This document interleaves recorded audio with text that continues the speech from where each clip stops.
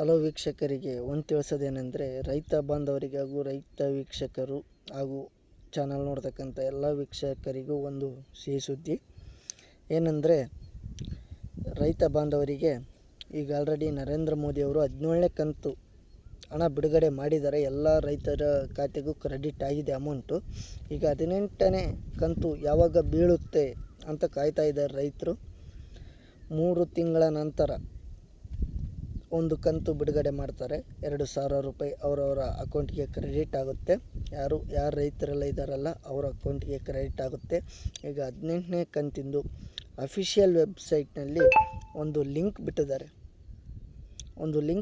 ಅದೇನೆಂದರೆ ನೋಡೋಣ ಬನ್ನಿ, ಈಗ ತೋರಿಸ್ಕೊಡ್ತೀನಿ ಅದೇನಂತ.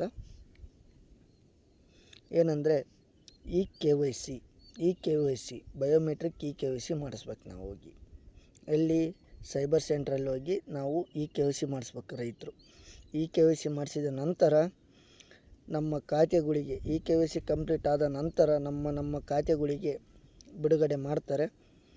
ಬಿಡುಗಡೆ ಮಾಡುವ ಅಫಿಷಿಯಲ್ ಡೇಟ್ ಇನ್ನೂ ಅನೌನ್ಸ್ ಮಾಡಿಲ್ಲ. ಶ್ರೀ ಪ್ರಧಾನಮಂತ್ರಿ ಆದಂಥ ನರೇಂದ್ರ ಮೋದಿಜಿಯವರು ಇನ್ನೂ ಅಫಿಷಿಯಲ್ ಡೇಟನ್ನು ಅನೌನ್ಸ್ ಮಾಡಿಲ್ಲ.